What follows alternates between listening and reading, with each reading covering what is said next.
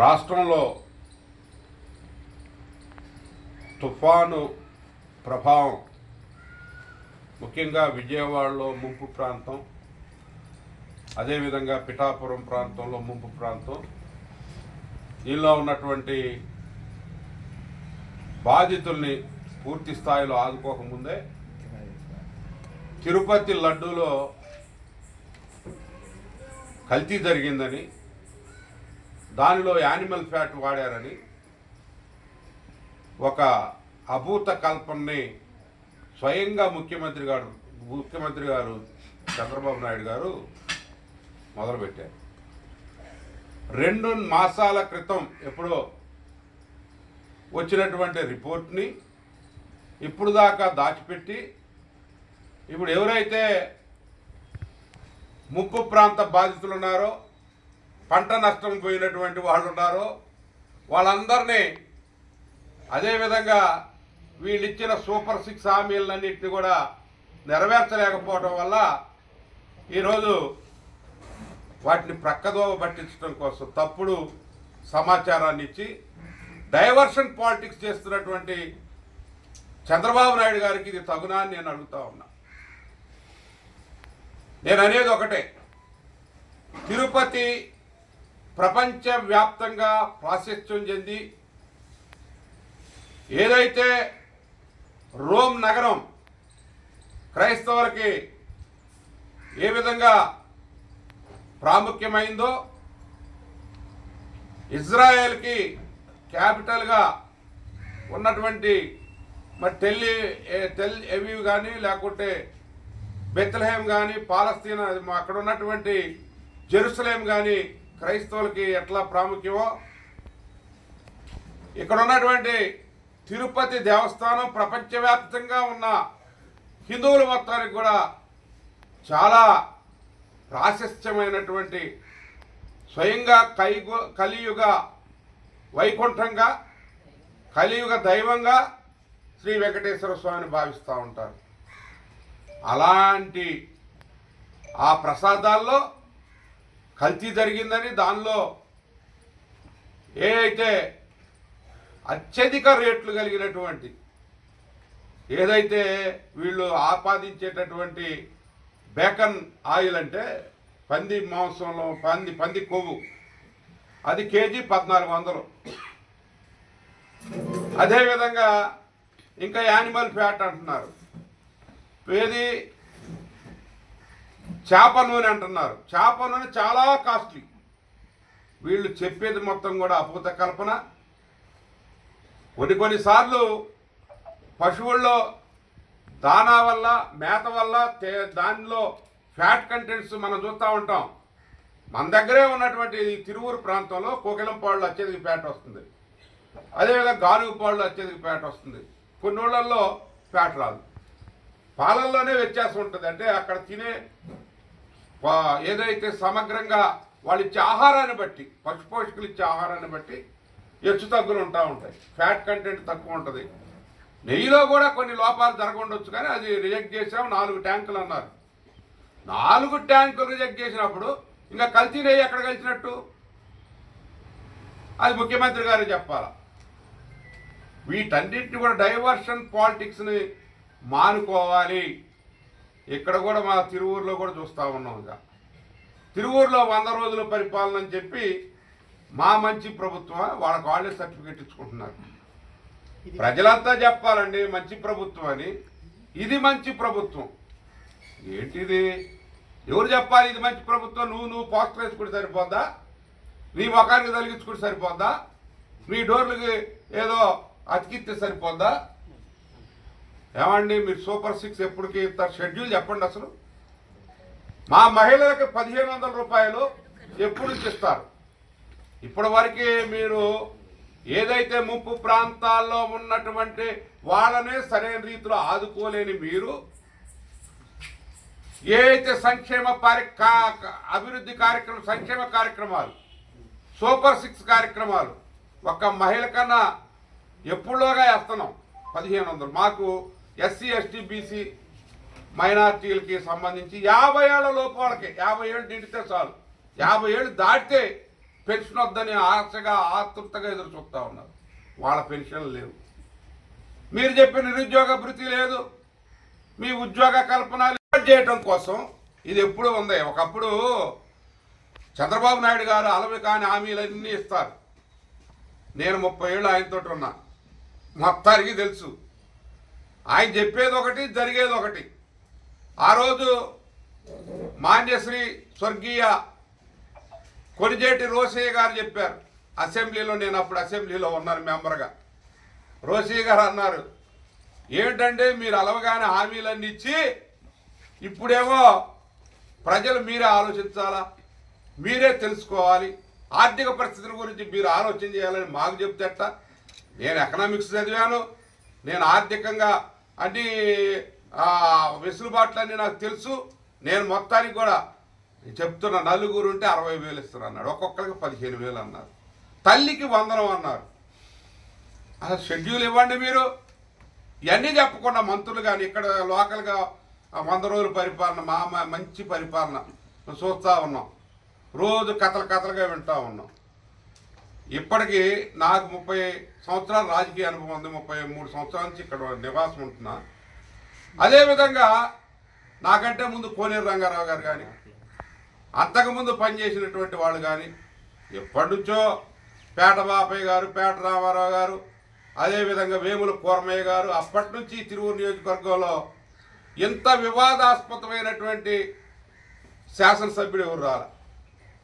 నేను అడుగుతా ఉన్నా, లాండ్ ఆర్డర్ నీ చేతిలో తీసు ప్రొక్లేన్ పెట్టుకొని మొత్తం నీ యొక్క వినాశనానికి గుర్తుగా అక్కడ ఒక వైఎస్ఆర్సీపీ నాయకుడు ఎంపీపీ భర్త ఆయన బిల్డింగ్ను పగలగొట్టడానికి నీయే లాండ్ ఆర్డర్ నువ్వు చేతిలోకి తీసుకున్న కాడ నుంచి మొదలైంది నీది.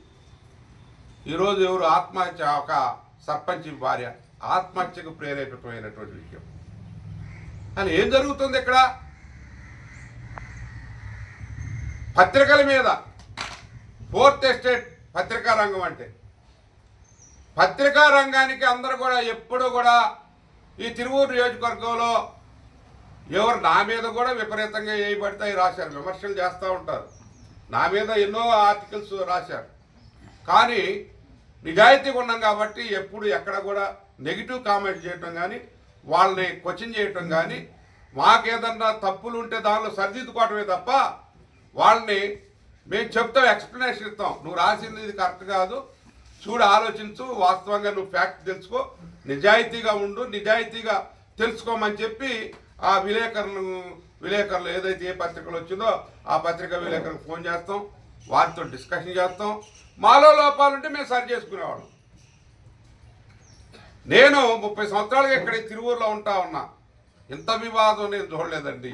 అన్ని యూనియన్లు అంతా పత్రికలు మొత్తం కూడా కలిసి పత్రికా రంగానికి ప్రజాస్వామ్యంలో ఎంత ప్రజలతో మరి ఈ కొలికపూడి శ్రీనివాస్ గారు మన గౌరవ శాసనసభ్యులు, ఆయన గారు రాజ్యాంగాన్ని చదివినటువంటి వ్యక్తి, ఐఏఎస్ ఐపీఎస్కి కోచింగ్ ఇచ్చేటటువంటి వ్యక్తి, కోచింగ్ ఇన్స్టిట్యూట్లు నడిపేటటువంటి వ్యక్తి.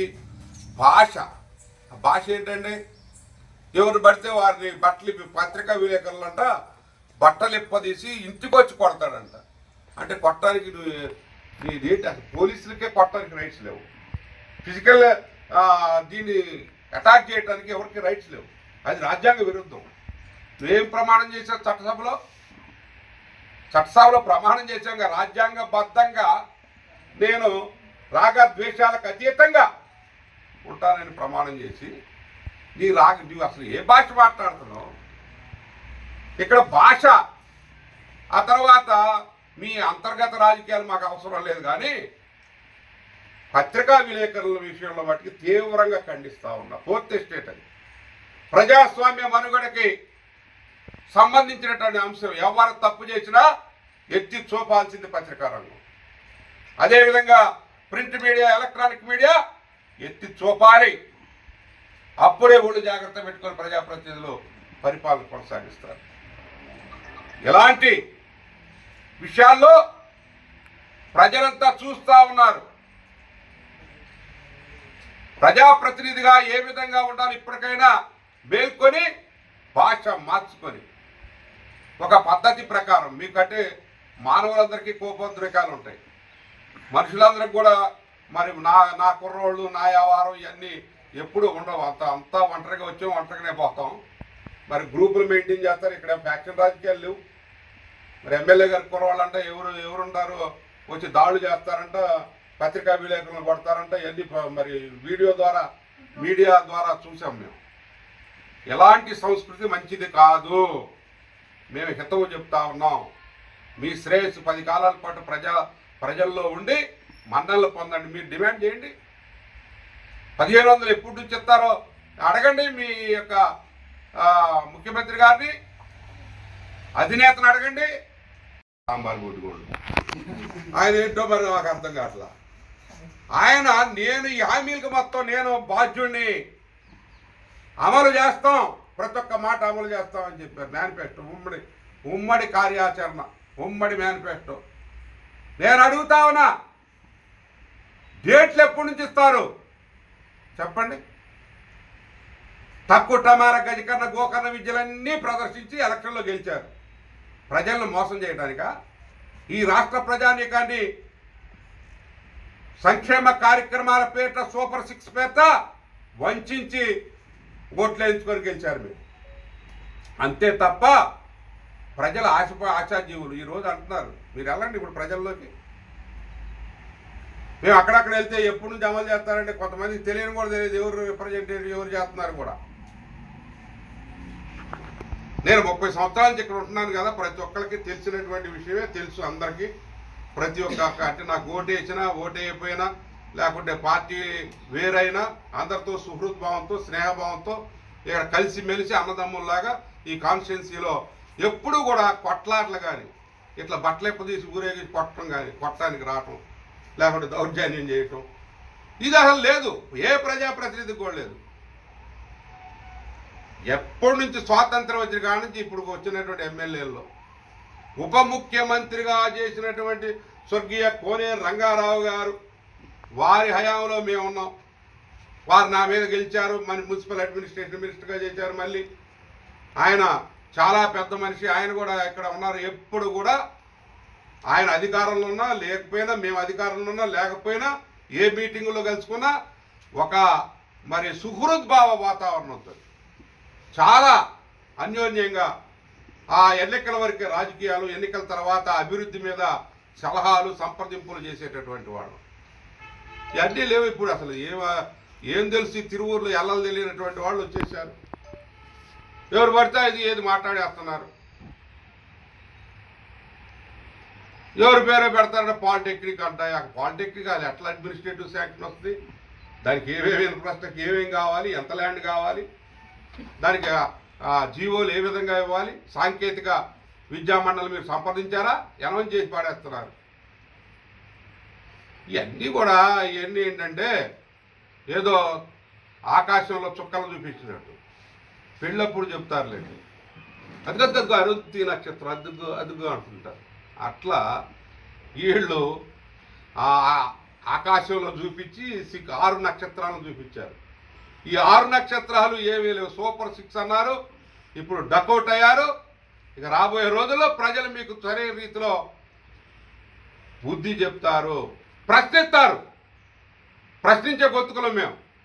ప్రజాస్వామ్యంలో అపోజిషన్గా మాకు 40% ఓట్లు ఉన్నటువంటి గట్టి అపోజిషన్ లీడర్స్గా మా వాళ్ళు మేము ప్రశ్నిస్తాం. మా అధినేత జగన్మోహన్ రెడ్డి గారు ప్రశ్నిస్తున్నారు.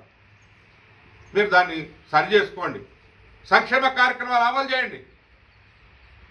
ఇప్పటికీ పౌష్టికాహారం సరిగా లభించక 70% మంది ఉన్నారండి భారతదేశంలో.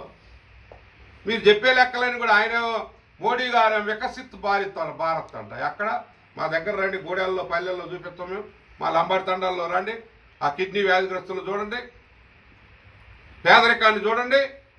వికసిత్ భారత్ వెలిగిపోతుందని ఒకవైపు ఎవరు ఆదానీలు, అంబానీలు, టాటా, బిర్లా, మప్తలా, దాల్మియా, గోయంకా, కిర్లోస్కర్ ఇలాంటి పెట్టుబడిదారులు పెరిగిపోతున్నారు తప్ప పేదవాడు నిరుపేదగా మారిపోతున్నాడు.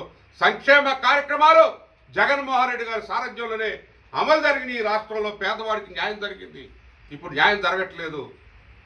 ఈ 100 రోజుల తర్వాత కూడా ఇప్పటికైనా కనువిప్పు కలిగి మీరు అవి మొదలు పెట్టండి. డైవర్షన్ పాలిటిక్స్ కాదు. లోకల్గా ఒక ఆయన జిమ్మిక్కులు చేస్తూ ఉంటారు, ఏది పడితే అది మాట్లాడటం. మిమ్మల్ని కూడా పత్రికా విలేకరులని ఈ విధంగా దుర్భాషలాడటం అనేది తీవ్రంగా ఖండిస్తున్నాం మా పార్టీ తరఫున.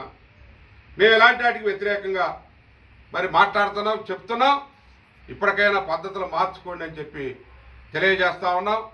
నాకు దాదాపు మరి 30 సంవత్సరాల నుంచి అనుబంధం ఉన్నటువంటి మా కవిత, వాళ్ళ నాన్నగారు నేను మంచి క్లోజ్ ఫ్రెండ్స్.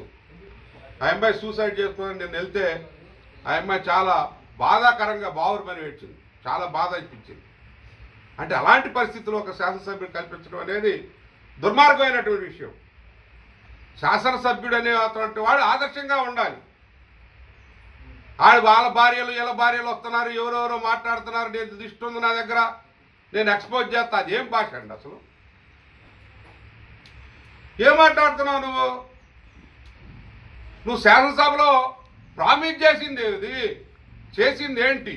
రాగద్వేషాలకు అతీతంగా నేను శాసనసభ్యుడిగా నా బాధ్యత నిర్వర్తిస్తానని తుస్సుల కోపం మొత్తం నాడు చెప్పు తీసుకొని కొడతానంటున్నావు. ఇదేంటి? ఇదే పద్ధతి అండి? పత్రికా విలేకరులు కొట్టడం ఏంటి నాకు అర్థం కాల. మళ్ళీ ఇంటికి వచ్చి మహిళలు వచ్చారు, కుట్రాల మహిళలు వస్తే పోలీసులకు చెప్పి వాళ్ళు ఏదో ప్రశ్నిస్తారు, ప్రశ్నించినప్పుడు ఓపికతో సమాధానం చెప్పాలి. సబ్ ఇన్స్పెక్టర్ని పిలిచి నువ్వు నేను చెప్పిన దాకా వీళ్ళ స్టేషన్లో కూర్చోబెట్టమని నేను వెంటనే సబ్ ఇన్స్పెక్టర్కి ఫోన్ చేశాను, సిఐ గారికి ఫోన్ చేశాను. ఏమంటే ఇది చట్ట విరుద్ధమైనటువంటి చర్య, ఆడవాళ్ళని బంధించడం ఏంటి, నిర్బంధించడం ఏంటి?